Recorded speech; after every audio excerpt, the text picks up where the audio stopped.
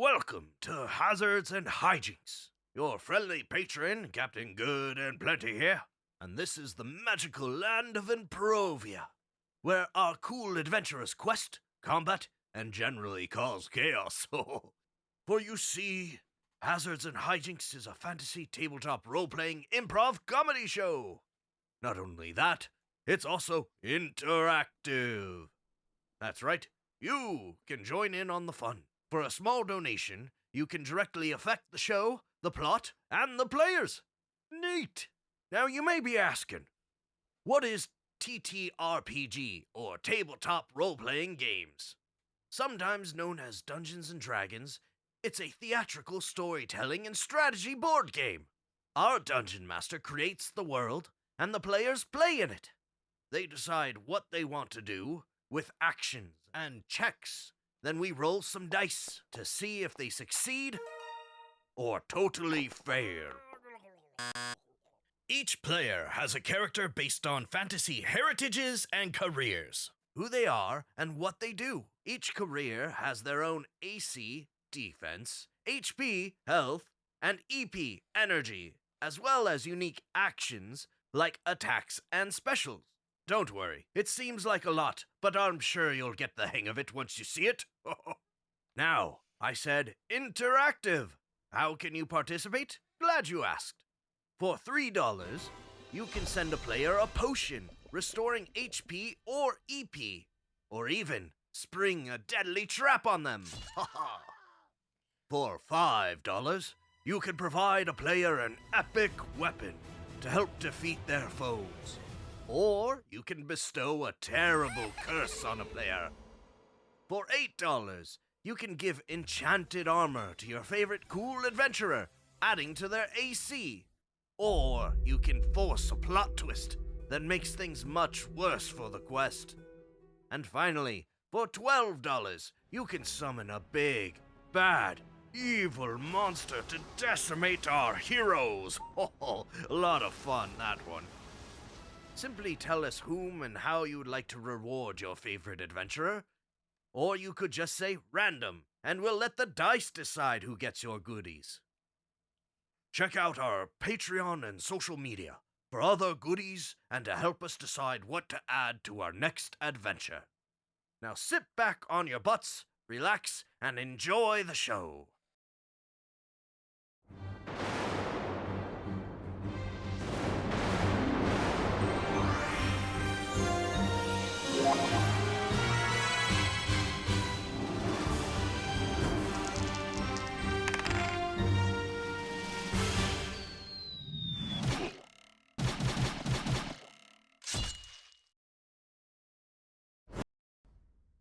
Greetings, fellow adventurers, and welcome to Hazards and Hijinks, the interactive fantasy tabletop role-playing improv comedy show. My name is Hero, and I am your dungeon master tonight. We know you could be anywhere in the world on a Monday night, and we are so very happy that you are here live with us on Twitch.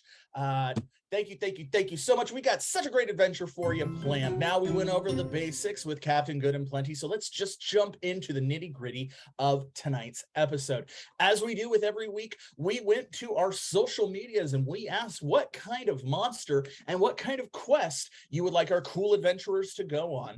And by numbers we have not seen before, it's definitely a indicative that our social media influence is getting wider and wider every week, so thank you for that.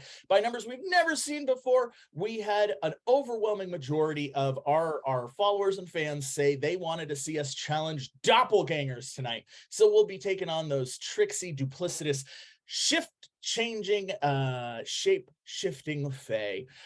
In addition, we said what kind of quest you wanted us to go on, and you picked the dungeon crawl, something we haven't thrown at our players in quite some time, so we're really excited to throw it at them. They'll be given a series of challenges, basically rooms with puzzles in each room. They have to succeed or fail at those to advance on. Should they accomplish a number of those, they will escape the dungeon and be successful. Should they accomplish both of these challenges set forth by you, our audience, they will earn themselves themselves 1 level achievement. Should they accomplish both in a single episode, they will earn themselves 3 level achievements, getting them that much closer to the next level. Now, for most of our party, they're already at level 2 or 3, so this is going to be a fun adventure to go on because they got lots of new toys and special abilities to play with. Of course, none of that matters. It's all about their wit, their wiles, and the wacky stuff that they can come up with here at Hazards and Hijinks. So let's get to the most important part of the show, the part where I introduce our amazing cast tonight, starting off with everyone's favorite pachyderm. Put your hands together for Tyler X. Koontz as Tusk, the Elephantfolk rogue. Ooh, oh yeah, I just found out that I gained some sort of inheritance. Yeah, looks like I am a Tusk fun baby. You know you could get away with puns during the intro of the show, you bastard.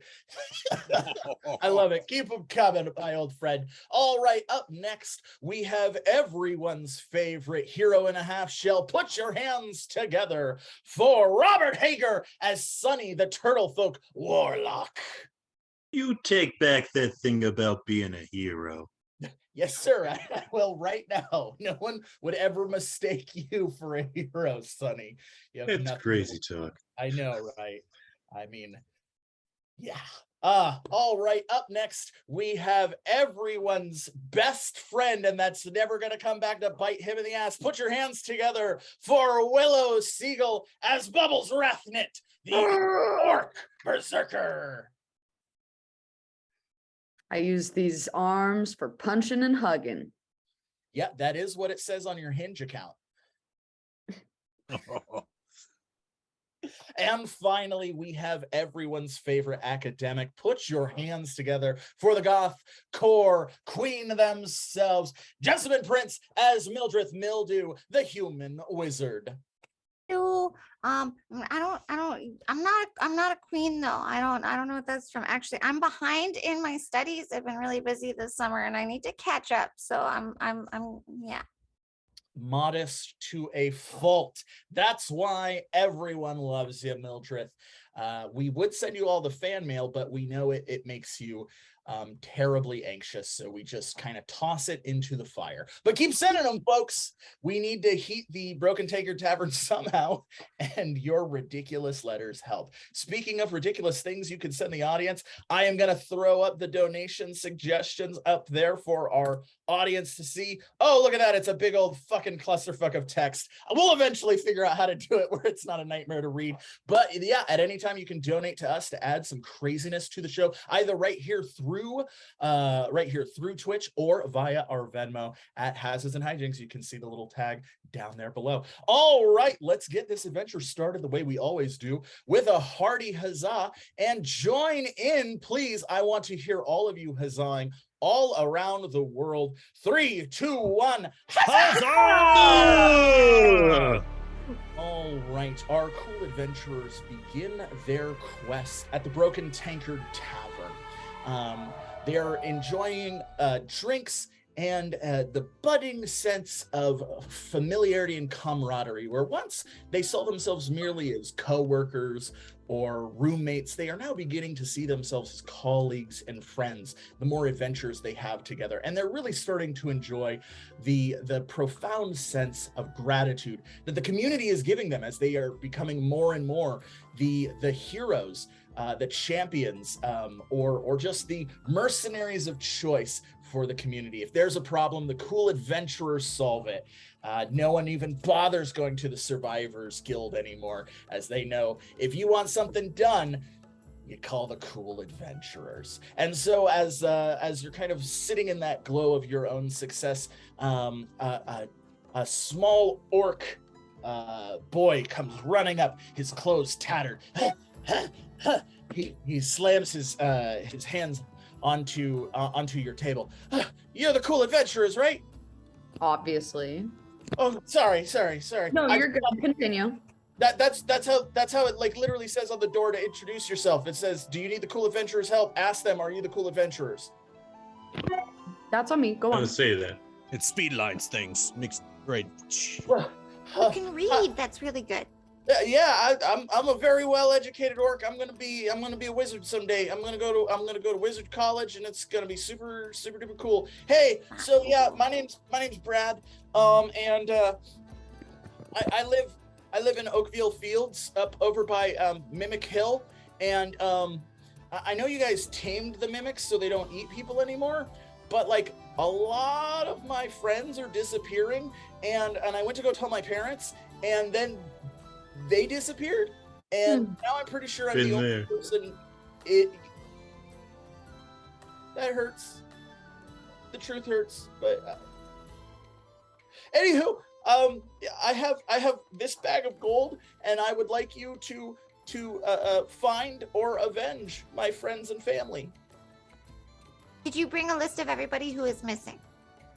I could quickly write one up for you. And Brad quickly pulls out a pad of paper and a piece of. You can write too. You're just so impressive, young man. I go to school. He begins writing out a list. It's about 12 people. Some of them are just listed as mom and dad, while others are listed as like Johnny Broken Tooth, Johnny Broken Tooth's dad, the angry old man who lives down the street. But you get kind of an idea that over the past, and Brad tells you a little bit more, that over the past couple of days, pretty much everyone in Mimic Hill has been lost. They've vanished, and Brad is the only one left. Well, are you sure they vanished, or did maybe just everybody move and not tell you? Because that's happened to me before. So. No, like literally, my dad was like, okay, you go to the safe, get the gold, and we'll go get the cool adventures. And then when I came back into the room, they were gone. And I was like, oh, maybe they're just heading down to Oakville proper.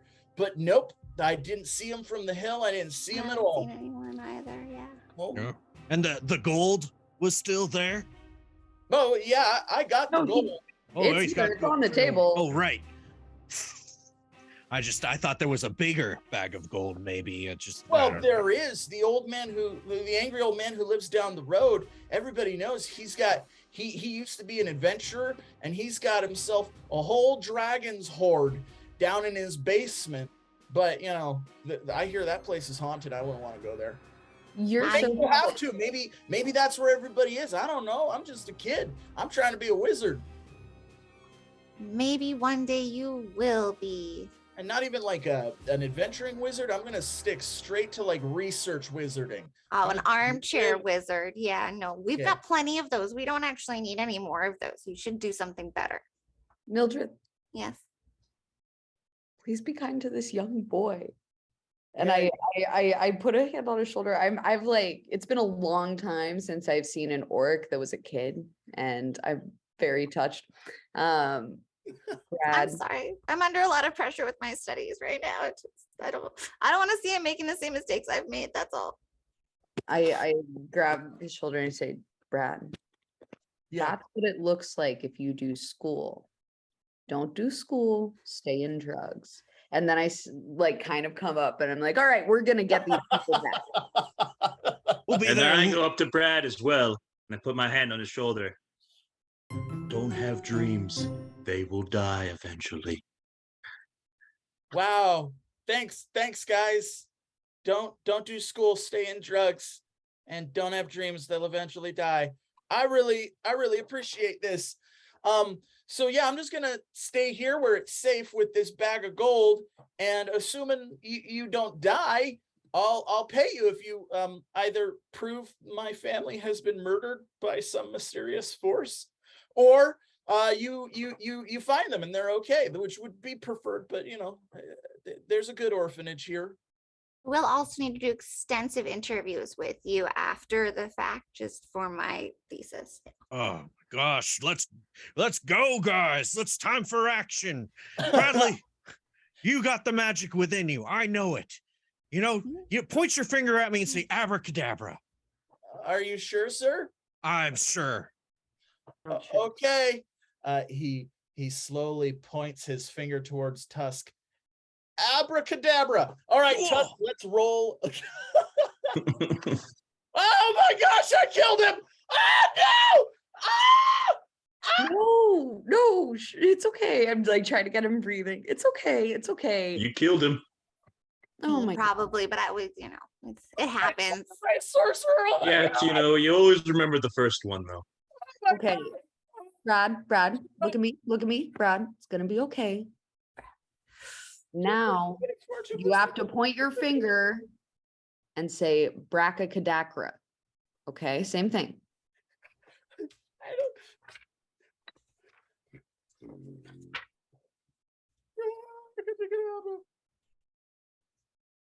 Oh man, that usually works.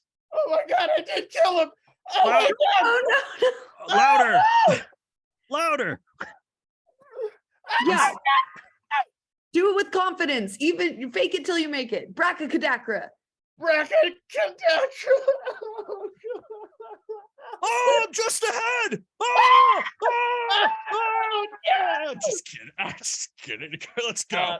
Brad has passed out. You have traumatized this boy. That was fantastic. However, a small magic potion tumbles out of his pocket, which you can now pick up. Tusk from the audience. Thank you very much, audience. Don't worry, we have lots of cool donations coming our way. Let's see what we got next. As the four of you make your way to Mimic Hill. Now, if you recall from your last adventure at Mimic Hill has originally had 3 extremely large mimics that had taken the form of houses.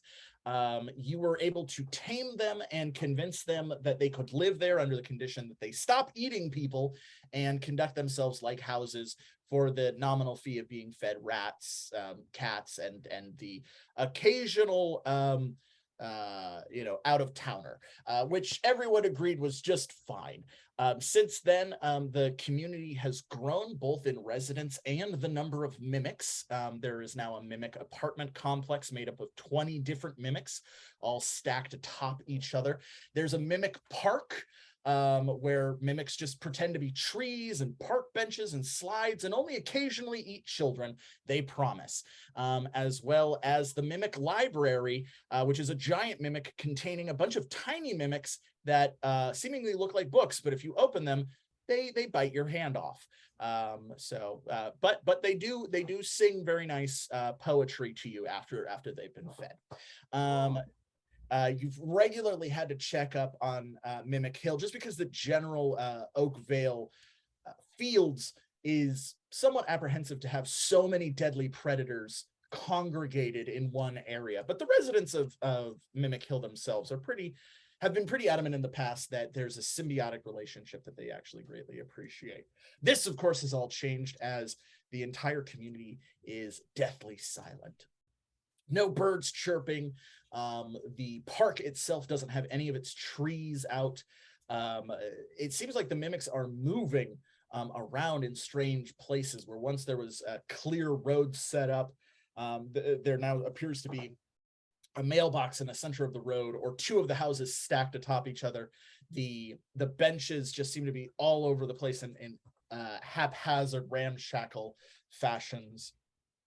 And you get the overwhelming sensation that you're being watched by hundreds of predatory eyes. What do you do? I'm gonna start by making a nature check, which is something I'm proficient in. All right, then let's make a nature check. We'll have this one be open-ended. The better you do, the more I'll tell you. So let's roll a d20 plus 1d6.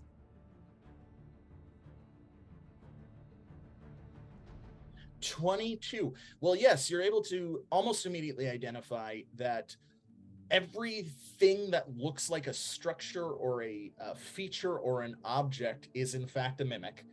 So there are roughly 250 mimics of various sizes surrounding you. You can tell that they're agitated, but not hostile. In fact, they seem to be kind of like scared of something. And so this is what's causing the overall agitation that you're picking up on. The reason there are no birds or anything like that around is because obviously the mimics have been eating them. Anything that isn't a mimic or a resident that comes into this community is likely on the menu. So but you do see a single small little rabbit jump across the road, kind of bounding across the road, and go into an old house that you also recognize is not a mimic. It is in fact a constructed home at the end of the Mimic Hill Road. I would like to check my Vecna's Big Book of Evil to see if maybe I can figure out mimic hierarchy and like who would be the best mimic around here to talk to that would know about what's going on with all the other mimics. Okay, yes, let's do that. So let me just confirm that's your magic item. It So is. take a look at that. Yeah, let's roll a 1d4. Tell me odd or even. Odd. Okay, let's roll that 1d4.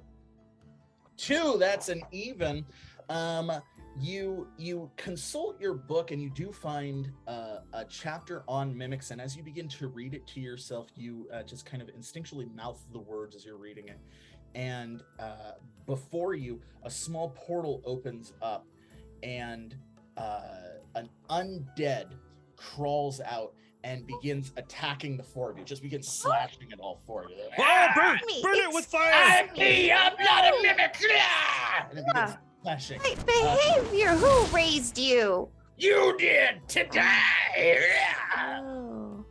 That would make it Tusk's turn. Tusk, you're first. What would you like to do? I'm gonna run up over to him and sort of tackle down at his legs, and I'm gonna try and lift him and push him into the nearest mimic. Okay, yes. That's going to be a strength check, unless you have a specific skill that would be more applicable to the situation. Strength it is. All right, let's roll a strength check. This will be open. No, we'll set the check at 14. So 1d20 against 14. All right, yeah, then I guess you did it. You picked the undead, the skeletal creature up, and you toss it towards the mailbox.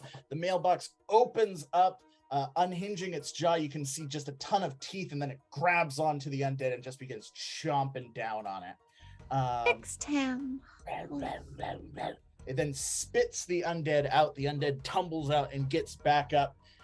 You can see it kind of shifting its broken bones back into place. Its eyes glow with a black malice as it charges towards Bubbles. You're next. What would you like to do?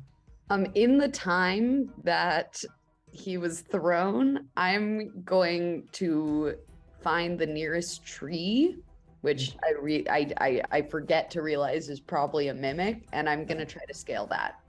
Okay. With yes. my acrobatics, which I have. Yes. All right. We'll set. Or maybe athletics. It's athletics. Yeah. This would definitely be more of an athletics check for you. Yeah. So we'll set that at a. Well, because it is a mimic, and you do realize halfway climbing up, as it shifts its form and it opens its mouth, that it is in fact a mimic. So we're going to set this check at 18. So 1d20 plus 1d6, and you're trying to be 18 to successfully scale it. 21, you've done it. You literally use its teeth as stepping stones or rungs on a ladder, and you climb to the very top. You are now at the top of the tree. It then it closes its mouth and kind of makes a whimpering sound. I gently stroke the top of the tree. You notice that instead of individual leaves, it's just like a mass of like clay-like substance in the shape of leaves, very similar to the back of a dog's head in texture, and it does respond. It kind of purrs in a strange way at this. All right, now you're at the top of the tree. Is that all you would like to do, or is there something else you'd like to do? From the top of the tree, I'm gonna take one of my needles and I'm gonna try to throw it into the undead person. Okay, all right. I'm going to say that that's going to be a simple attack. So let's roll a 1d6. 1d6. All right, yes. Max damage. You throw the knitting needle, and it strikes the undead directly in its eye. It tumbles down, and then it gets back up, pulling the needle out of its eye. It chucks it back at you, and you catch it. That would make it Sunny's turn. Sunny, what would you like to do? This seems like a perplexing thing. But you know what? I'm going to try to summon a hellhound. They like bones. Sounds good. That's going to be an occult check on your part. So let's roll a d20 plus a 1d6. We'll set the check at 16. Oh, we got an 8. So you have successfully summoned the hellhound. It is a hellhound, and it's wearing a little hat on its head in the shape of a turtle. It looks at you and it's like, "What is your bidding, my master?" I fetch the bone. The hellhound charges towards the Good doggy. undead. It jumps and grabs its rib cage, ripping out its spine. The undead collapses. You can feel its hateful energy kind of dissipate into the world. The hellhound shakes the spine and then drops it, and then it turns. "I demand a trade. Now that I have aided you, I will take." Let's roll a 1d4.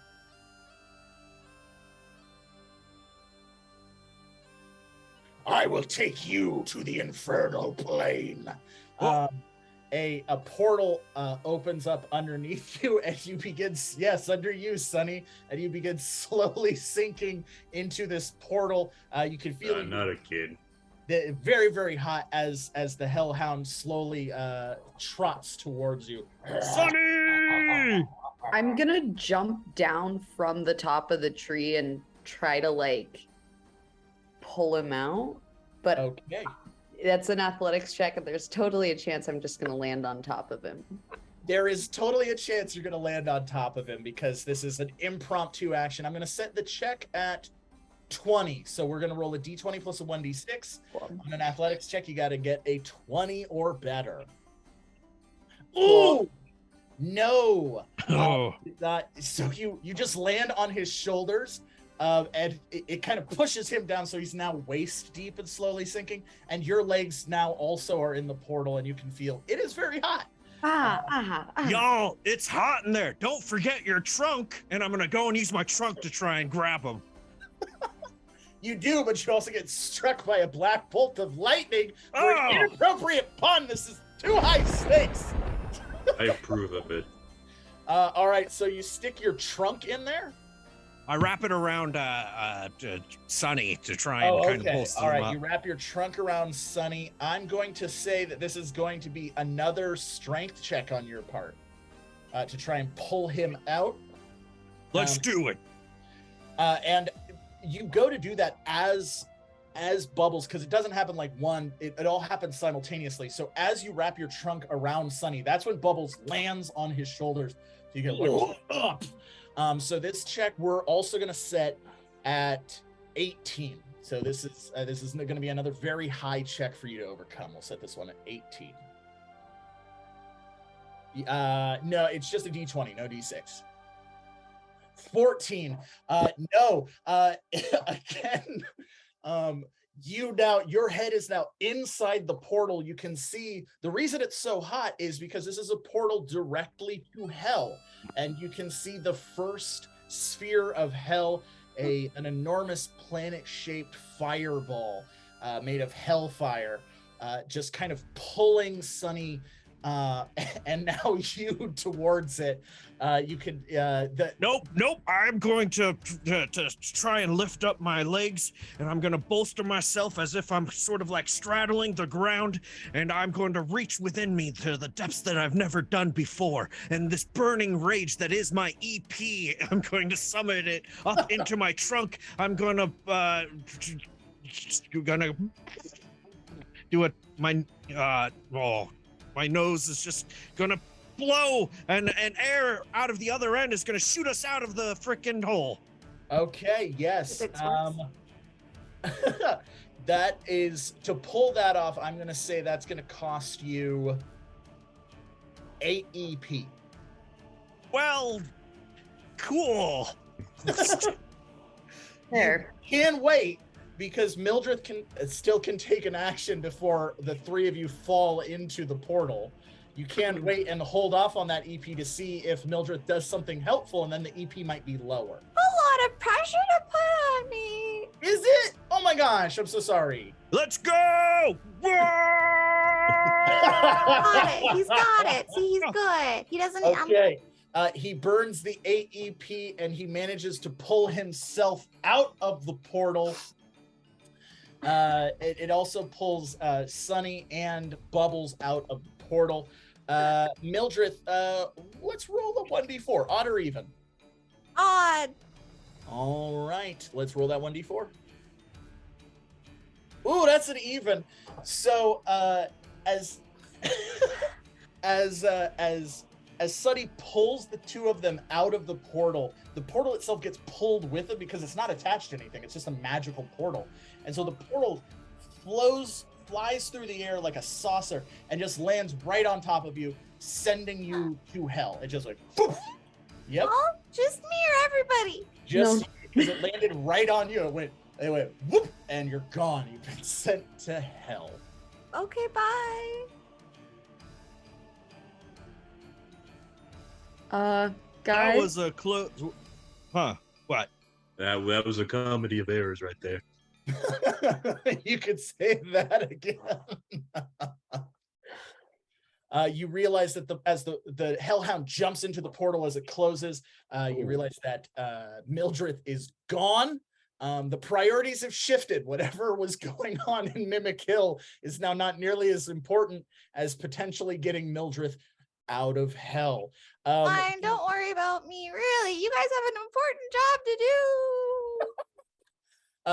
do. The mimic mailbox that you tried to feed the undead to earlier, it goes and it spits up surprisingly a fan letter to Mildreth addressed from the audience, which includes enchanted armor. So you can save that and give it to Mildreth, or one of you can take it for yourself. Well, I think opening someone else's mail is a federal offense. That is true. I have heard that. Let's. I So we should open it and see what it is, and then we'll make that decision. Suddy, you open it. Suddy, you open it and you realize it's also been trapped in the audience. So, Suddy, I'm going to need you to roll a 1d4. I deserve that. Odd or even? Oh, always odd. Oh, that's an even. All right, now let me just check what traps do real quick. The Fed Earl's justice is swift. All right. Yes, it was a 4. Okay, so something really bad is about to happen, or you can take 4 to 16 points of damage. Which would you prefer? How many points of damage? For you, you would take 12 points of damage. So I'd be out. Well, let's have something bad happen. All right, yeah, could something really be that bad happens. You open, and a tiny little Pegasus flies out, and it goes, "My name is Sugar Blossom, the Archon of Justice, and you have violated the law. I hereby sentence you to a trial in Asgard." And the three of you are instantly teleported to Asgard, the eternal plane of justice, which is about as far from hell as two abstract concepts of good and evil can possibly be. And immediately your hands are shackled by pure golden energy as you are surrounded by a bunch of giant featureless, genderless figures in gleaming platinum armor. These are the Aesir of Asgard, what you would commonly identify as angels. They all lean down over you. "Hello, mortals. You have violated the law in reading someone else's mail, and thus find yourself before us, the court of the Aesir." Thunderbolts crack behind them. "What plead you? Why would you commit such an offense?" Could I roll to flirt with the Dom angel? Yes, you absolutely can. That is going to be let me check if you have any skills for that. I do not. Oh, I do not. Oh, that's right, you don't. Then yes, it's going to be a charisma check. So let's just roll a d20. The better, a natural one. So go ahead. I'll tell you what's the possible thing that can happen, and also flirt terribly. Mommy. Sorry, mommy.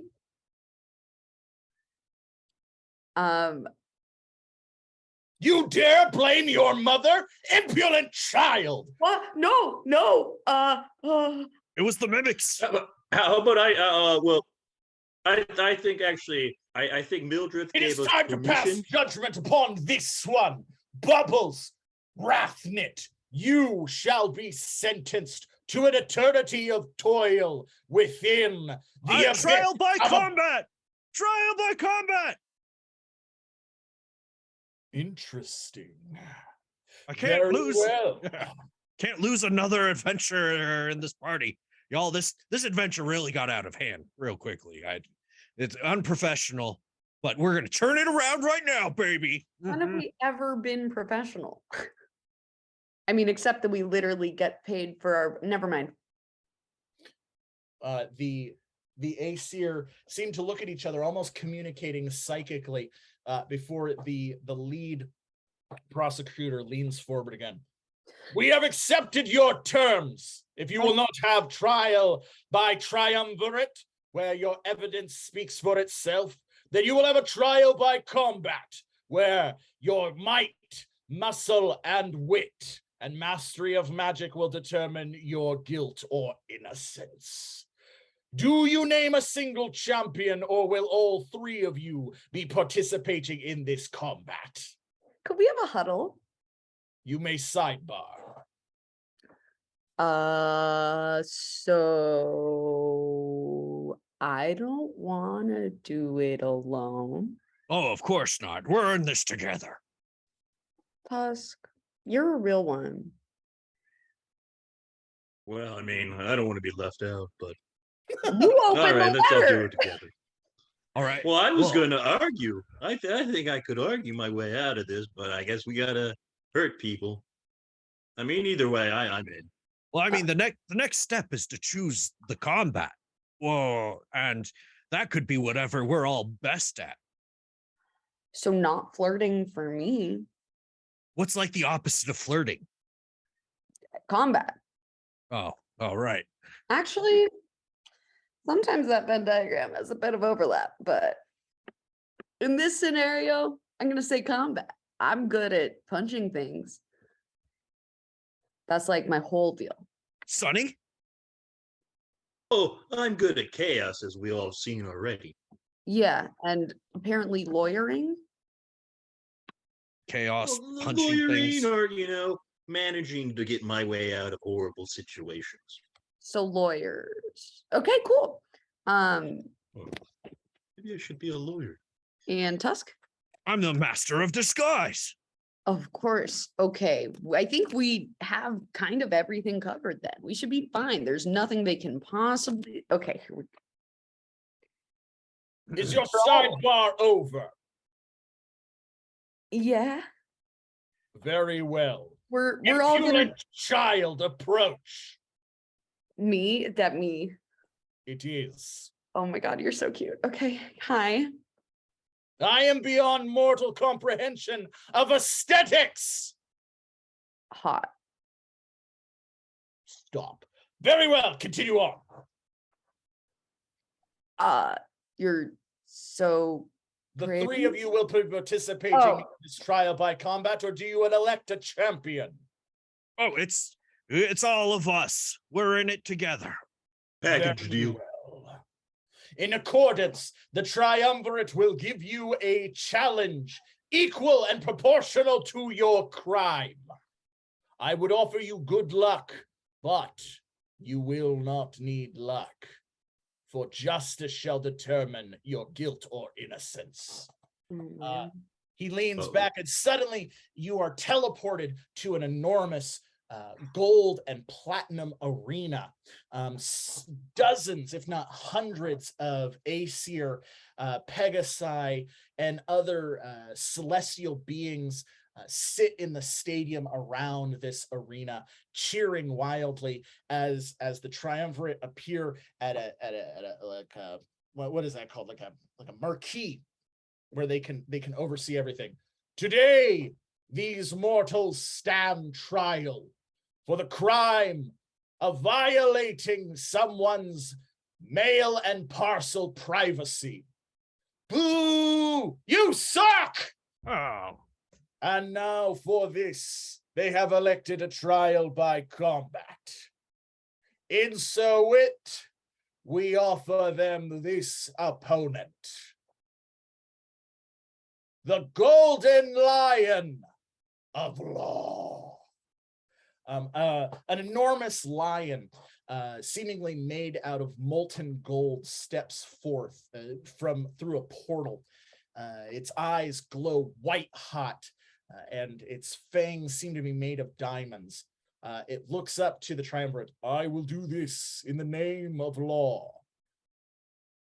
The second champion will be the Bear of Justice. An enormous black bear steps forth. It has 4 arms, and in addition to its 2 legs, its eyes glow with an intense blue light, like the first light of dawn.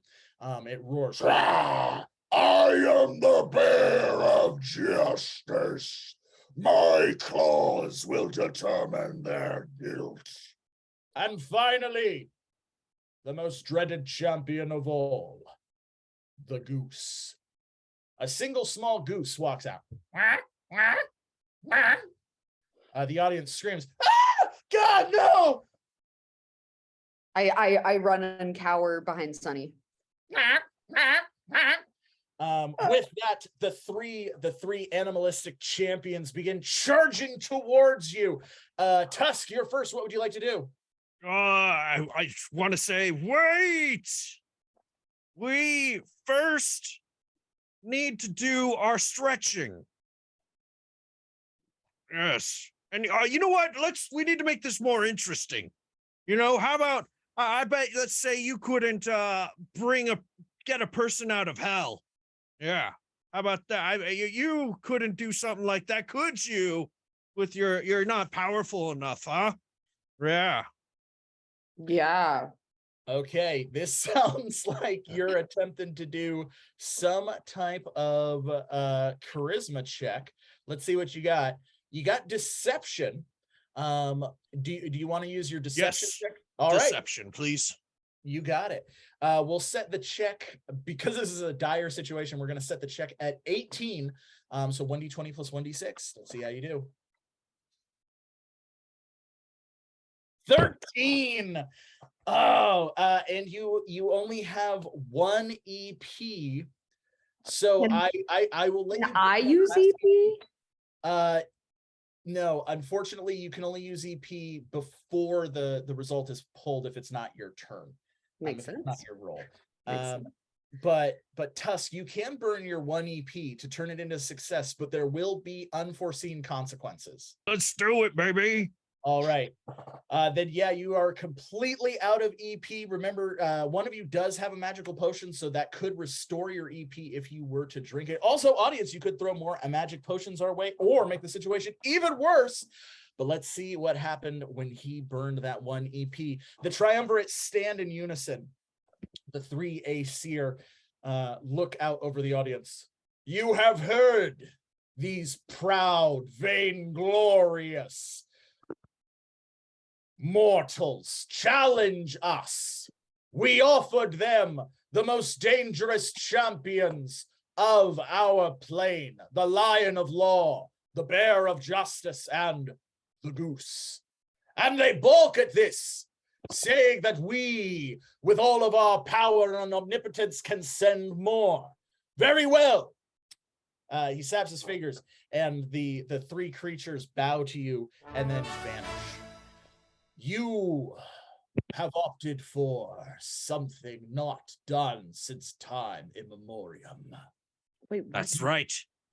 There lies in the depths of hell the most scary, the most crazed, the most vicious, the most learned, and the most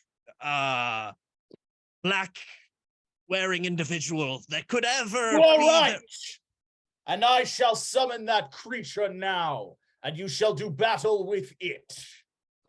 Cool. My audience, to serve as the champions of Asgard, I present to you one of our former compatriots, corrupted by the influences of tyranny, called once more to these celestial hills. In hushed tones we now call upon Baphomet the Wrathful to emerge and serve as our champion.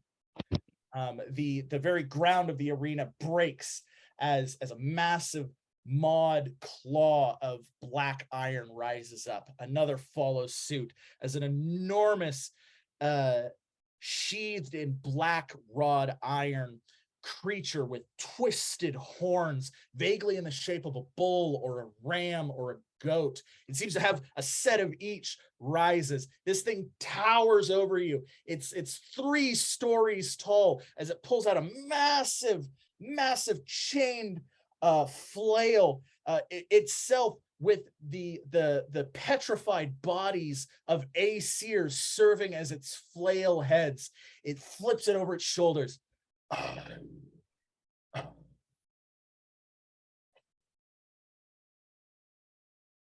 Y'all, I was just trying to get Mildreth here. I thought maybe I could trick them or something. Yeah, My that's bad. Yeah. Yeah. excuse me, large. I didn't catch that name. Sorry. Could you just one more time? Baphomet, bro, yo, I'm like the leader of like, not quite hell, but the other plane. Perhaps you've been to our circus? Baphomet looks for a moment. Its mask doesn't have eyes, but you can tell it's looking into your very soul.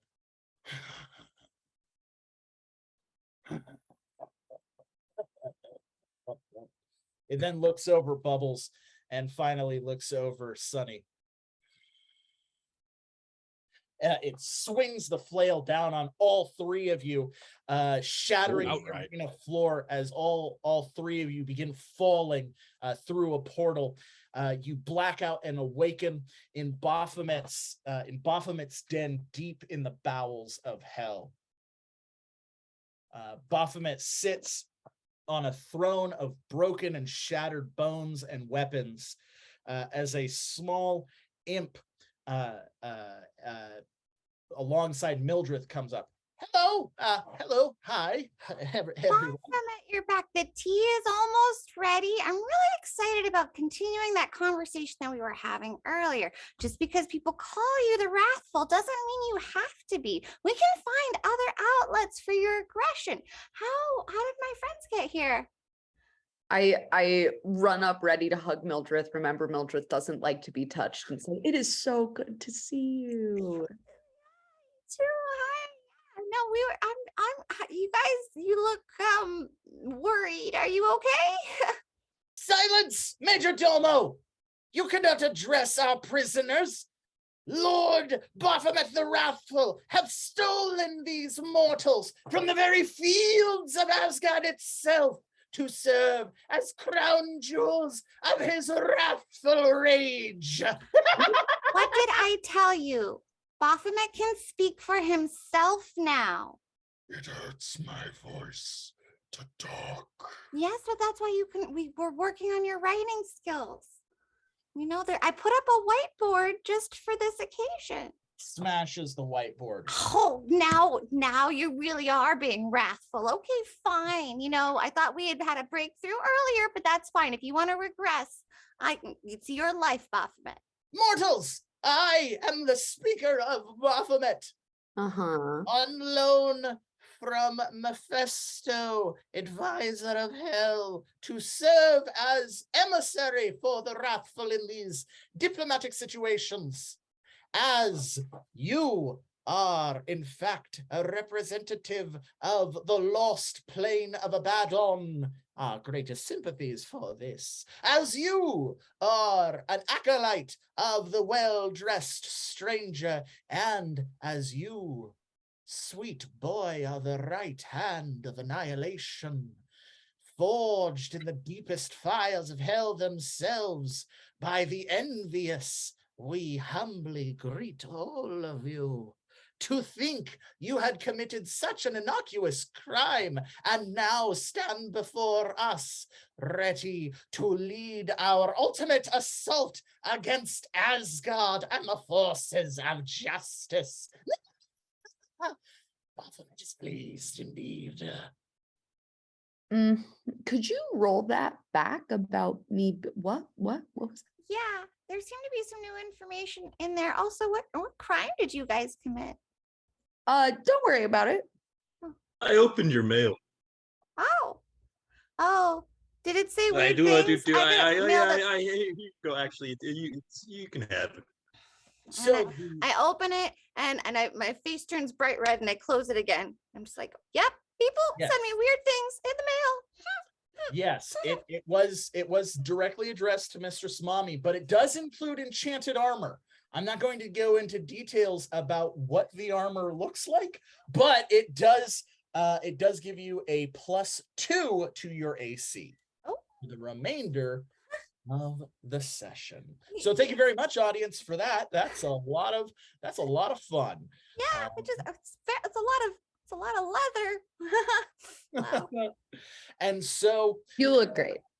the voice of Baphomet explains exactly what had happened, because you, Sunny, and Tusk are all exemplaries of evil in your own capacity. He was able to manipulate the very summoning spell that the Aesir had used to call him to Asgard to pull you all back into hell. The Asgardians and the Aesir are trying to shut the portal, but Baphomet intends to use it to launch a full-scale invasion into the planes of justice from the domains of tyranny. He goes on to explain that in exchange for the help of the representative of decadence, that being Tusk, he will loan his legions to help reclaim lost Abaddon, which, as we all know, is somewhere lost inside of Ripper's stomach. He basically says to Sunny, if you help him, he will give you a device capable of destroying a god. And the only thing that they say to you, Bubbles, is cryptically, this is part of your birthright. And when you ask for follow-ups, they just go, your mother should have explained everything to you by now. Which one? The touchy subject. Yeah. I'm just gonna sort of sit down and hyperventilate a little bit while everyone else figures out what's going on, because I'm dealing with some personal things. That is a very appropriate thing to do, as all of you have essentially been waylaid into an impromptu diabolical invasion of what a lot of people consider heaven. Now, what had happened to Mildreth while all of this is going on is when Mildreth arrived in hell, courtesy of the Hellhound, she was immediately taken to the place that matched her spirit the best, which would have been the Dominion of Baphomet, because there is so much internal turmoil, and she is prone to It has to be perfect. Everything has to be just right. And if I don't get it just right, and then I won't get my thesis complete, and then I won't be a good necromancer, and I have to be a good necromancer. That level of self-hate is about as potent a wrathful energy as any diabolical force within Baphomet's army. So Baphomet immediately appointed her his major domo to teach him the ways of self-hate. and she's actually been treated very well for the most part. Of course, devils don't really understand the concept of food, so she hasn't eaten. And what would have been just a few hours for you as you were taken to Asgard has actually been somewhere in the ballpark of 6 months for Mildreth. So she's very hungry. She can't die in this plane of hunger, but she is quite hungry. I just kind of keep finding bits of like sap to chew on to just kind of get that sensation of eating, you know. It's I don't know if it's actually sap, it just keeps leaking from the walls and it's chewy, but it's probably sap. Yeah. But Baphomet, we were talking about how if you really want to achieve your goals, you have to try to drive and strive to be something that you obviously are not. Like that is how you achieve true self-hatred. You know, it's just having those unachievable goals. Yeah. But I feel like you're giving up on that and you're just going back to what you were doing before, which is just, you know, the general like smash and destroy and conquer stuff. And I'm just like, doesn't that feel a little reductive at this point? He grabs the voice of Baphomet, and the voice, while being squeezed. My great lord would like to remind you that his ambition to conquer all of Asgard and turn the weak simpletons of the plane of law to his will enable him to finally vanquish the devil himself, that of Asmodeus, the tyrannical and taking on a position of supreme tyranny for himself. And then he pops. How many of voices has that been this month? That's like the 5th one that you popped. He snaps his finger and another appears. Oh gosh. Oh no, Baphomet.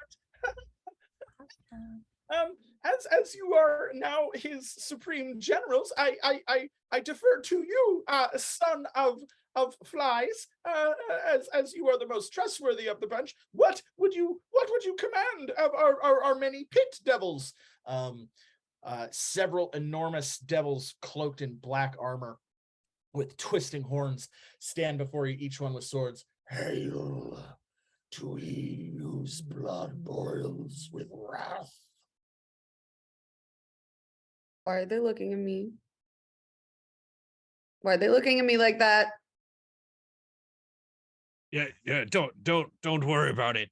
Y'all, to think this all, we got in this predicament from a book. I think it tells us a lot about what books can lead us to. That's trouble. Awesome things. I Okay. mean, this is great, guys. Yeah, anyways. I'm in.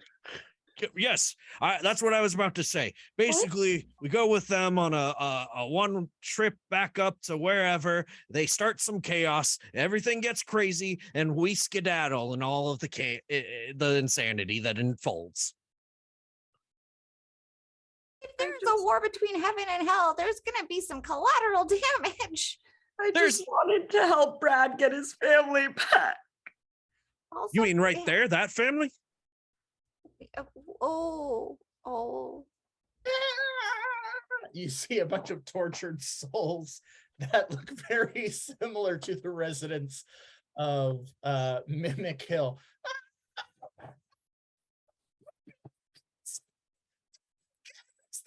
It's like I can almost hear them behind their shroud. Oh, That's a lot of blood coming out of their mouths. It's hard to make out the words. Certainly saying nice things. Like they miss Brad, probably. I don't know. yes. If only they could tell us how they ended up here.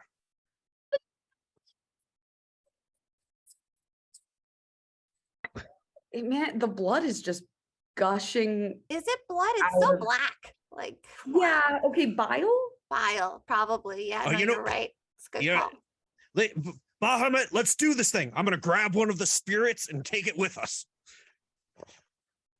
Can you do that? Well, apparently, gonna- can I be heard? Have I been cast? Now you can. Oh, good. Back. Only the voice in the sky can be heard, but nobody else. Yeah, no, they weren't saying important stuff, just something about like doppelgangers replacing them and some Oh, mad conspiracy to take over the village or something. right, You know, that's what the quest was supposed to be before the dice right. decided. Yeah, I this do was- remember that. Yeah, all right. Well, hey, hopefully we get back there. Maybe I should read from my book again. Maybe you shouldn't. No. Oh. So Baphomet rises from his throne, and you hear the legions of the wrathful of hell cheer as all of them begin to elevate towards this portal. You can see on the other side of the portal the armies of Asgard, the Asgardians and the Aesir, the Pegasi, celestial beings, angelic creatures, all on the other side bracing for this attack. And for the most part, everybody has completely seemed to ignore you as they've gone full on the invasion, leaving just the four of you in the empty throne room with a single devil standing before Sunny. It's a tall devil with pale armor, vaguely in the shape of a skull looking down. In the confusion and Hey, Hello. well, let's go. I mean, I don't know about the rest of you guys, but I think this invasion thing is a good idea. I have extra armor. I guess I could try to help. But I don't. Baphomet was giving me some really good stuff for my thesis about the nature of evil. So I would like to continue my interviews with him. yeah, that tracks for you. While this is being discussed / while everyone's astral projecting and ignoring us, am I able to go over and like use some of my EP to free as many of the tortured souls as possible? Yes, you can. That is going to be an occult check on your part. Oh Which boy. I believe Can you I actually do assist? have. Yes, you can. Let's roll an assist first. D20. Let me know if it's above 10 or below 10. A nat 20. So I'm going to count that as a 2d6 bonus. So let's roll an occult check, and you have a 2d6 bonus to it. That's great because I don't have that skill. You don't have a cult? Oh. 9 total? With 2 Wow. Okay, yeah. Suddy, sorry, I keep saying Suddy. Bubbles, you run over to the wall of tortured souls and you feel something like Wait, I asked if I could use EP. Can I still Yeah. use EP to make that work? Yes, it'll Okay. cost you 4 EP to turn the 9 into a 12, which would be a success. Sounds like a plan. All right. I'm going to take this moment to guzzle down my potion to replenish my EP. All right, your EP is restored to max. You are back to full EP. Bubbles, you feel like an energy flowing through you that you've never felt before as all of the spirits from the wall tumble out of it. They reconform into mortal beings. They'll look up at you and they go, "Oh my gosh, that was crazy." Oh, are you guys okay? I gotta get you back to Brad. No, we're not okay. First, a bunch of doppelgangers melted us down into goo, and then we woke up here. Oh, it was horrible. Yeah, I'm not gonna lie, that doesn't sound okay. They all begin weeping. Calm yourselves. I'm gonna calm begin yourselves. weeping with them. The Bone Devil claps his hands. Well done, well done. I am a proud papa in this situation. Fenacil, the Bone Father. Your mother probably told you about me. I represent Beelzebub. Could someone please just tell me which mom? Because that would really make things make a lot more sense. I didn't realize you had multiples, but that's fine. That's cool. Is it cool? Are you cool with it? I'm very cool with it. What my lovers do after our unholy unions is their business.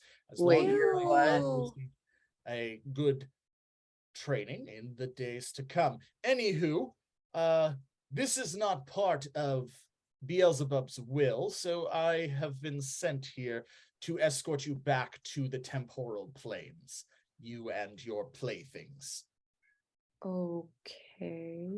Also, Are- these crying people over here too. Very well, very well. You know devils too? That's awesome.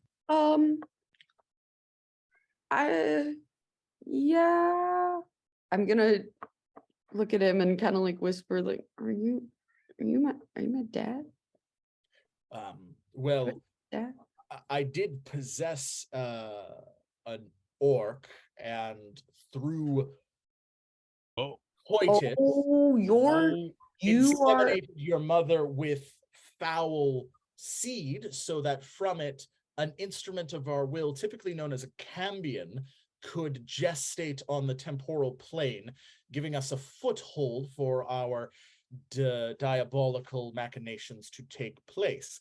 If you designate this as a father-son dynamic, then yes, I would technically be your sire. I start hyperventilating so much that and being in hell this long is making my body do some weird things, and blood just sort of starts pouring out of my mouth. Oh, well. It's fine. I'm rubbing Bubbles back very gently. Yes, his mortal Been there. frame is not fully adapt to this realm. We should return him to the temporal plane. Oh, Son, I'm very, very proud of you making it to adulthood. Your infernal energies are festering inside you, and soon you will complete your metamorphosis into the cambion that I know you can be. Okay. Can I go home? Yes, of course. He pats you on the head. Pat, pat. Oh, okay, that's nice. That's And nice. then he rips Touching. open reality, and you can see on the side is is Mimic Hill. As all of you fall through, along with the residents of Mimic Hill, you all tumble back down as the portal closes. We'll be in touch, son. What? Closes completely. Somewhere in the very depths of your soul, you can hear a scream equivalent to 1,000 spirits engaging in epic combat, as part of you knows that the powers of balance between good and evil have fundamentally and irrevocably shifted because of your actions. Could have Meanwhile, been there. the residents of the residents of Mimic Hill all rise up. Oh, we're home. You did it. Oh, the cool adventurers are the greatest. However, I just really quick, can I do an investigation check to make sure they're actually like mortal and back to their original form, and we don't have any weird like undead shenanigan things happening here? absolutely. Let's do an Arcana check for that. Okay. All right, we'll set the check at. If it's Arcana, then I'm using my wand, so there's an extra D6.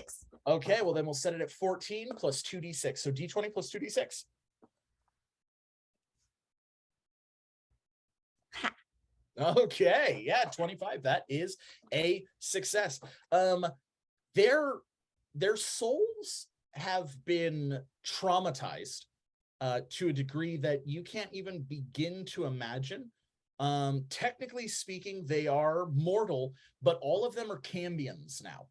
Cambion being a term that designates something being half fiendish and half mortal. Yep, that's what I was worried about that. Because of the way they were brought back, they are forever tainted with the infernal energies of hell. Foul But seed.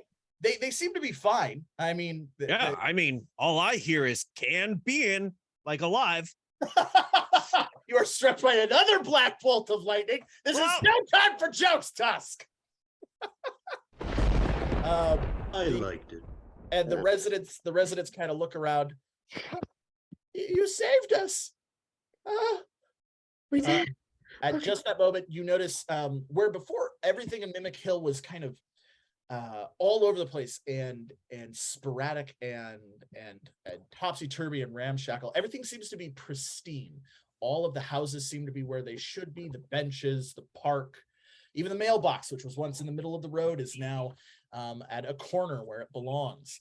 and you see several of the exact same residents that you just saved in their yards, or walking down the street, or looking through the windows of their houses at you.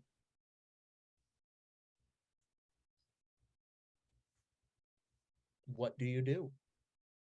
Yes. Let's burn this mother down. I'm gonna make a Yes. perception check. Bubbles, it's fisting time. I mean, You heard the elephant. It's fisting time. Listen, if it's fisting time, I can't argue with that. Let's fish some shit. In the city charter, this neighborhood made an agreement that has been violated. So I believe that it is within our rights to fist it. All right, well, get to fisting. The audience demands it. Tusk, you're up first. What would you like to do? I am going to smoke bomb. All right, let's roll a d20.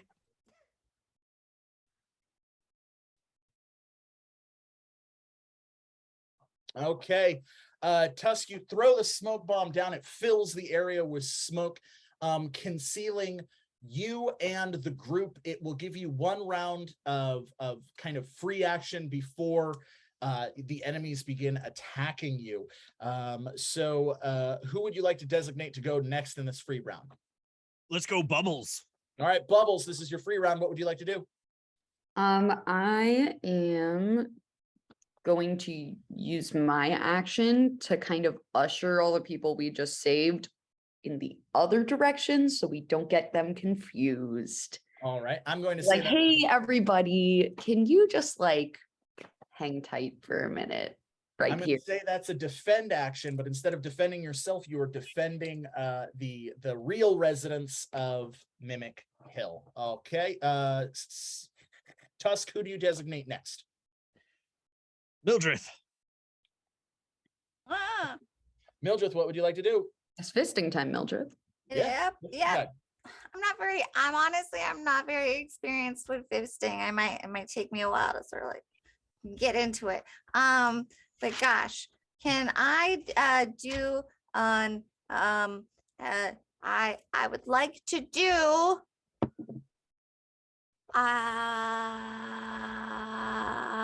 Ghost Army, please. All right, let's roll a d20.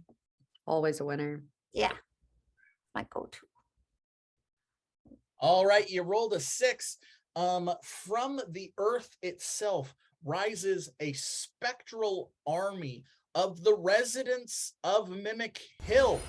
No. They look kind of like, oh, we were killed. We were turned into slime by a bunch of doppelgangers. Ooh. This is the original group that started all this, and when you killed them, and then you signed the charter and you promised not to kill anybody anymore. But clearly you don't remember that, so I thought perhaps I could jog some memories. What would you like us to do? Can you like tell them how mad you are that you got eaten by your closet? Okay. Yeah. And the ghosts begin running up to their duplicates, confusing their duplicates and distracting them. I would say that would be Sunny's turn, right? Sunny.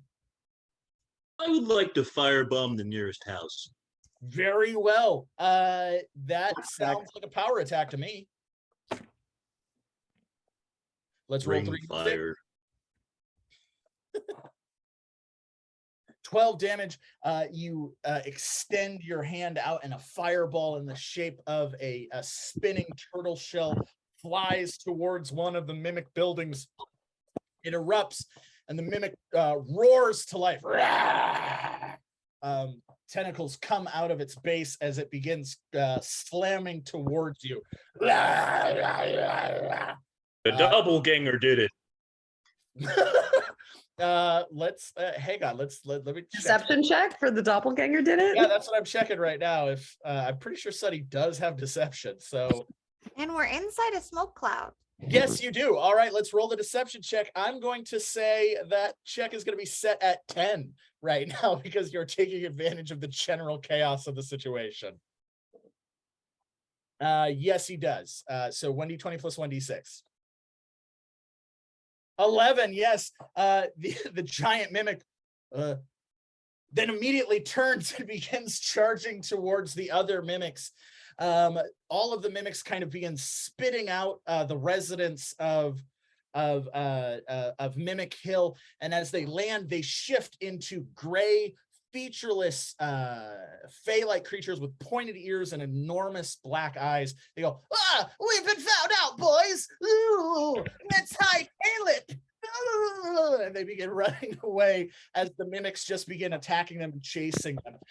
The ghosts of the original residents of Mimic Hill grab the doppelgangers and they're like, "Oh, let us go! This isn't cool!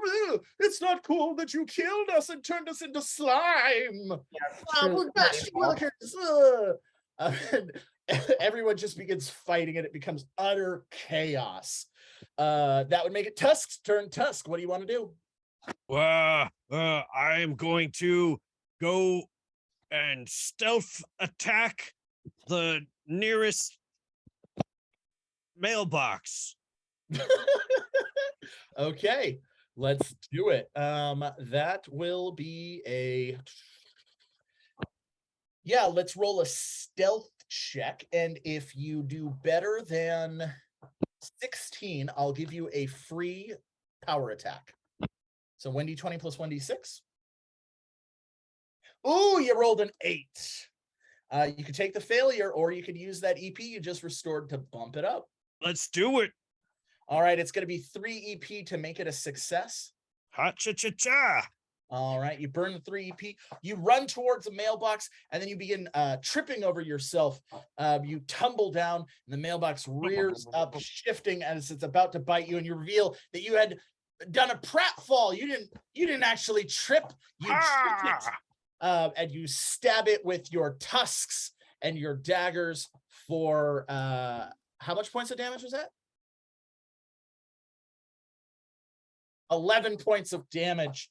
The mimic kind of melts down into a pile of ooze and teeth as it goes.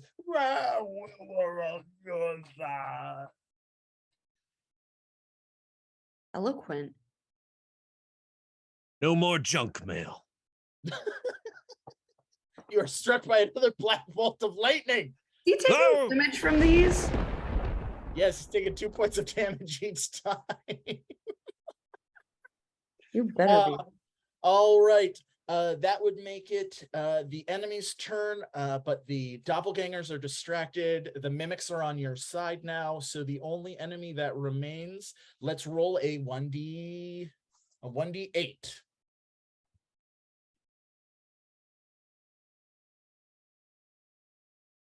3, so that is going to hit. That's Wait, going to hit. Who is attacking? Sorry. Oh, I'll tell you who's attacking in a sec. I just got to determine who it hits. It doesn't hit Mildreth because of the epic armor, and it hits Sunny. It matches Sunny. So Sunny, you're first. It matches you. So because it matches you, you can elect to have something silly happen, or a tiny bit of damage. So something silly is you revert the damage back on the attacker, or you can heal. But that'll cost you 2 EP to do, or you can take 1 point of damage. Wait, I want to go with something silly. All right, then burn 2 EP and tell me, does the attack revert back onto the attacker, or do you heal someone with the silly energy that is flowing through the area? I revert back to the attacker. All right, let's that's going to be max damage, so that's going to be 18 points of damage. You hear a thunk, as an old orc stands as the smoke parts. So y'all are trying to ruin my plan, huh? You realize this is the orc that Brad warned you about, the angry old man at the end of the road. Here I was trying to give a home to my doppelganger friends, and y'all had to goof it up. Well, very well. Let us do combat once more. I was an adventurer once, and I know how to kill an adventurer too. He pulls a sword out from his cane. Let's go. As he charges towards you. Now he beat Bubbles and Tusk by 1, so you can take a small amount of damage or have something weird happen. Which would you prefer? I'll take it. Get weird. Okay. He runs up and slashes Bubbles across the chest for 2 points of damage as his sword cuts through you. He then The sexiest place to get cut. That's a damn good joke. You can give yourself 2 EP or 2 HP. Which would you prefer? EP. Okay, take the EP. Tusk, he then slashes at you, but something weird happens. You are immediately teleported back to Asgard, where you see just all of the angels and all of the devils are fighting. It's insane melee combats. Angels ripping each other apart. And you can see a portal is slowly closing. You can either stay there or you can use your turn to return back to your plane of reality. That would make it Tusk's turn. Tusk, what would you like to do?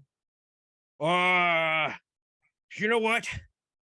I am just going to take the opportunity to shoot at the old man's blind spot with my blow dart trunk. Okay, that sounds like a standard attack to me. So let's roll 2d6.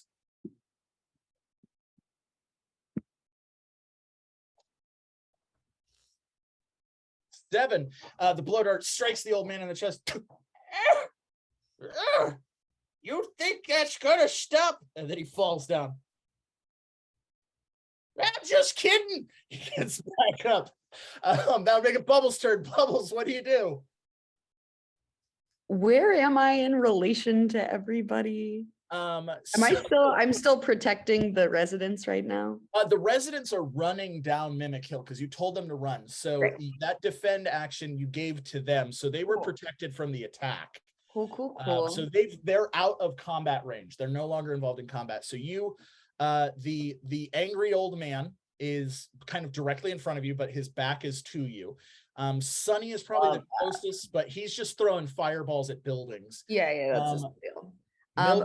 Mildreth is kind of just examining the whole situation. Her eyes are going wider and wider with, a fascination, concern, and other emotions. And you can see a vague kind of portal where it looks like Tusk is being tackled by a bunch of angels and devils at the same time as he's firing a dart through reality that struck the old man. Okay, Bubbles, I'm writing on a piece of paper. I crumple it up and I go, "Bye, friends, catch this, Bubbles." And I throw it and it says, "You may have a doppelgangers, but no Doppel family." Tears well in my eyes a little bit. I'm having a lot of feelings, not just about what I just read, but how it relates to me and my family that I'm now finding out more about. I'm gonna channel everything I'm feeling into what's the highest kind of attack? That would be a power attack. Okay, a power attack. But because of that damn good joke from Sonny, not from Sonny, from Tusk. No, Sonny never jokes. From Tusk, I am going to give you 2 more d6. So it's a 5d6 attack. And you can use your EP to bump it even higher. Every EP you turn adds another d6 to the attack. So reading that makes me fly into a rage. Lose my shit. I've been through so much today. I take my needles. I run up to old man down the street whose back is behind me, and I just stab him like a million times really hard, like in anime when it's just like All right, let's roll the 5d6 and then give me the damage and then roll a d20 for their losing their shit ability.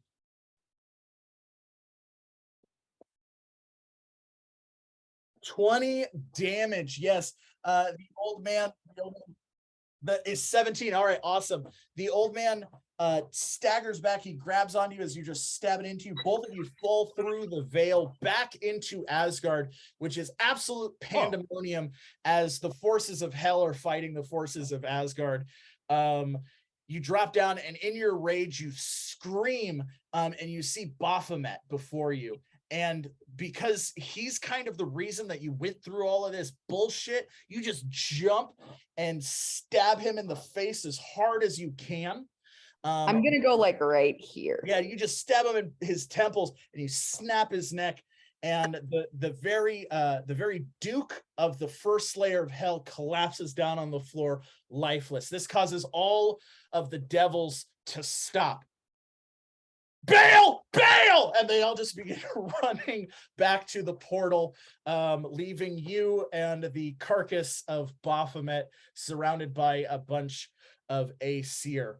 The triumvirate, covered in devil blood, land before you.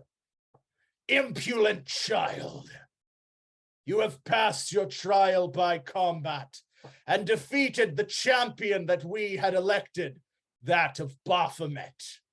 You have proven yourself valorous in this moment and free of sin. Whoa, I guess I did. All in a day's work for the cool adventurers. For your victory and to express our apologies, we will offer you one boon from the celestial court of Asgard. What would you ask of justice? I want to talk to my other mom. Very well. It places its large armored hand on your shoulder. Good luck, and you vanish, returning to your home. Meanwhile, for Mildreth and Sunny, what you see— I have some house cleaning to do, and I have not had my turn yet. You haven't. What would you like to do?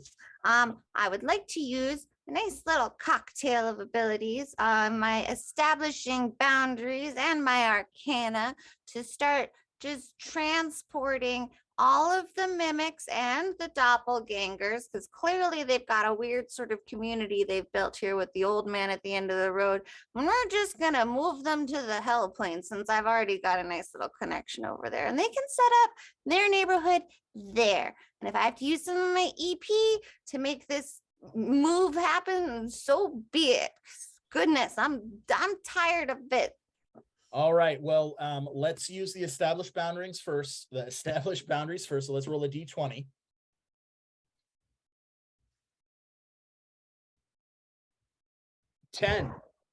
Yes, you scream, everybody, knock it off, and just like a radiant energy bursts through the entire community, and everyone stops. And now you can use your arcana check to open a portal. So we'll set that at 18, but you're using your 2d6. So let's add 2d6 to that. Yes. d20 plus 2d6. 12. So you're going to need to burn some EP to make it a success. I'm going to say 6 EP to make that a success. 6 EP to move an entire neighborhood and all of its occupants sounds like a good deal to me. I'll take it. Okay, yeah. You open another portal to hell, just as you see a bunch of devils kind of like flood through a third portal. They look at you and they go, "Oh shit!" You have some new neighbors. I hope you all get along. They all drop to their knees, and quickly the doppelgangers roll an odd or an even. Odd. All right, let's roll that d4. Oh, you got it. One of the doppelgangers, quickly surmising what's going on, shifts into the form of Baphomet, which it saw briefly through the hazy portal that Bubbles and Tusk fell through. And it goes, I am returned. Come, allies, let us go to our infernal home. and then it looks over at you and kind of like winks. And as all of the doppelgangers shift into forms of devils and walk through the portal closing as the Cambion residents of Mimic Hill run back up the hill. You did it! Woo! You did it! Woo! Your houses are gone now, so we're gonna figure that out later. Well, suddenly all of the blades of grass shift back into the houses, and they go, they were just hiding the whole time. Are you still mimics? 'Cause The houses. Oh, see, they're just normal everyday houses. And the Cambions go in. Thank you. Brad comes running up. Whoa, whoa, whoa. Oh my gosh. I was watching through some binoculars down there. Oakville proper. You can use binoculars? Wow. I'm a capable. I have an intelligence score of 14. I can do. She doesn't believe in you. Man, maybe you will be a wizard one day. Anywho, I'm sorry about your two friends dying on this adventure, but like, here's your gold. Thanks for freeing my parents. He looks at his two parents. About that. We're gonna start a support group for the neighborhood because a lot of them are Cambions now. Oh, but we it's can all fine, learn to Brad, my boy. coexist. It's all right. We just need to eat a goat every couple of days, and we're all gonna start worshiping Baphomet now. Doesn't that sound like fun? Been there. Oh, okay. Well, maybe I got a career as a warlock ahead of me. Who knows? Gratitude. Suddenly you hear a honking sound. As down from the sky drops a goose.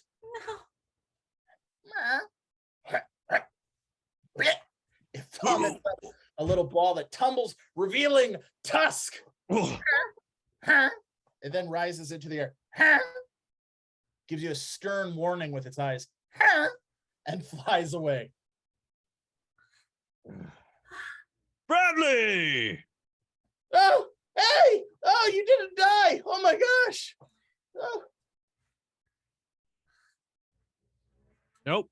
Where'd you come from?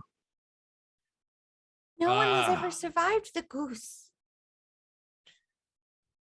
Well, they call me the golden egg. Struck by a bolt of black lightning. Meanwhile, in a small thicket of trees, Bubbles walks out of a portal and into the camp of his other mother, Naya, who is cooking a squirrel. Oh, hi, baby boy. How are you? I mean, it's been like a decade. How are you? Well, I'm good.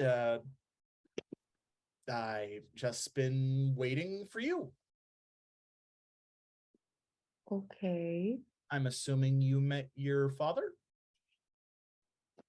Uh-huh. Am I supposed to call him that? Or just a general seed donor? I mean, that is entirely up to you. Unfortunately, because of circumstances, you're not going to have a lot of agency anymore. So exercise it where you can. So call him whatever you want. I called him a bastard when we were together. Uh-huh. Okay. So obviously, you know the big news. You're going to destroy this sphere. And that's awesome. And I'm so very proud of you. Okay. But the angel said I was free of sin. What? They like just said it, like literally like less than 15 minutes ago. Naya quickly pulls something out of her bag. It seems to be an infernal symbol on a chain, and she puts it around your neck. Nothing happens. That's pretty. You've never given me anything before. She yanks it off.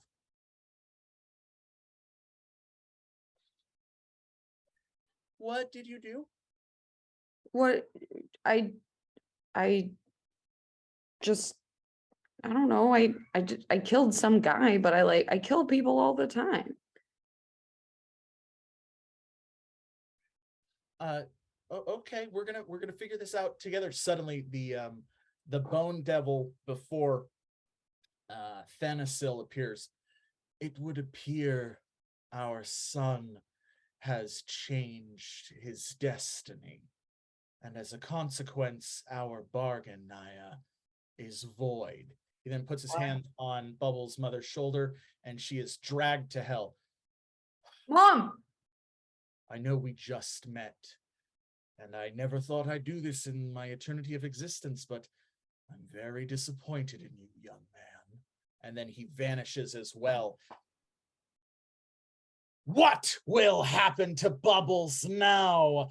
Will the goose ever return to check in on its golden egg? Will Sunny continue to destroy all of reality through his subtle machinations? And will Mildreth process her strange biases towards Brad, the young orc boy who wants to be a wizard? These are mysteries and more to be uncovered next time on Hazards and Hijinks. Wow, what an emotionally turbulent episode that was. Who knew that a simple adventure involving mimics and a dungeon crawl would have none of those things? Oh, but that's the way dice go. That's the way it happens here at the show. It's improvised. We just follow fortune and fate where it goes. Now, our heroes did successfully encounter the doppelganger, so they did earn themselves one level achievement, but they never made it to the dungeon in the basement of the angry old man who lives down the road. So we did not get to the dungeon crawl. So they only earned one level achievement tonight, but they did have a lot of fun. They started an intergalactic war between the forces of good and evil. Bubbles now knows all aspects of his destiny, and a little orc boy is now on the path to becoming a warlock. Things are getting dark here in Improvia. We couldn't be happier for all of your support. Thank you to everyone who donated. Your donations added a lot of fun mechanics. That trap was a lot of fun. Definitely set things off in a new direction. And that enchanted armor saved Mildreth's life from the attack of the old man. So please, if you are watching the show, feel free to donate because crazy shit happens. We'll be definitely excited to see what happens next week. Speaking of, we have shows every Monday coming up for this month. We're all really excited about them. So stay tuned right here on our Twitch channel. Follow, subscribe, do all of that stuff so you can stay up to date. Also follow us on our social medias, our Instagrams, our Twitters, our Facebooks, and we got a Patreon, so join our Patreon if you feel like being a patron. That'd be cool. You get your name in the credits. It's a lot of fun.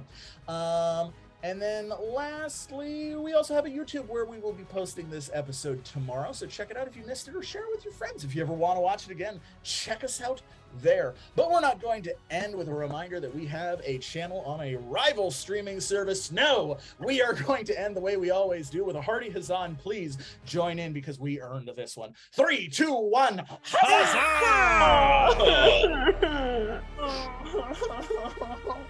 Bubbles killed his mom and pissed off his devil dad.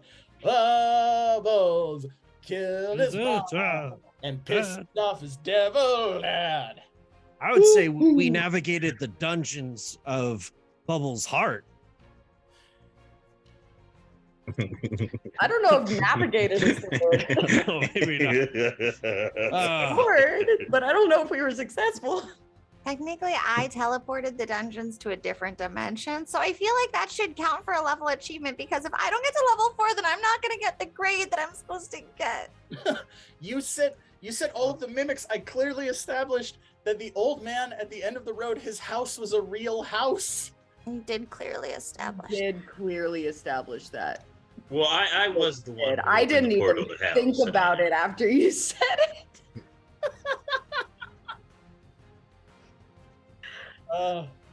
Well, you know, we tried. I mean, technically you did it. You succeeded. But oh my gosh, did you make the situation worse?